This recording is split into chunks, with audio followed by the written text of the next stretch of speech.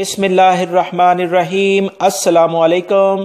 صراط مستقیم news channel میں آپ سب کو میں خوش آمدید کہتا ہوں۔ دوستو، ایک اہم ترین خبر آئی ہے جسے سن کر انشاءاللہ آپ لوگوں کے دل باغ باغ ہو جائیں گے۔ میری ان ویڈیوز کو لازمی لائک کر کے شیئر کر دی گا۔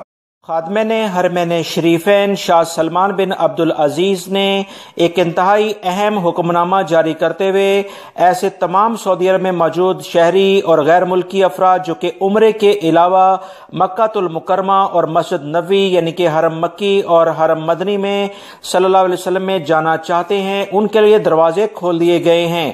اس بارے میں ایک اہم ترین اعلامیہ جاری کر دیا گیا ہے جس میں کہا گیا ہے ایسے تمام مسلمان جو کہ حرم مکی اور حرم مدنی میں جانا چاہتے ہیں اور عمرے کی نیت سے وہ نہیں آئے ہیں، ایسے تمام افراد آپ باقاعدہ یہاں پر آ سکتے ہیں۔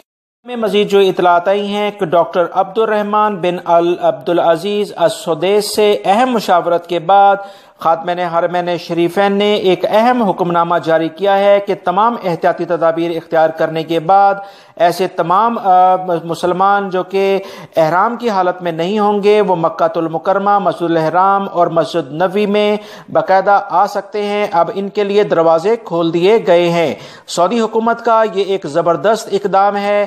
رب العزت تمام مسلمانوں کے جان اور مال کی حفاظت فرمائے۔ سعودی حکومت نے یہ اہم اعلامیہ جاری کر کے تمام مسلمانوں کے دل جیت لیے ہیں۔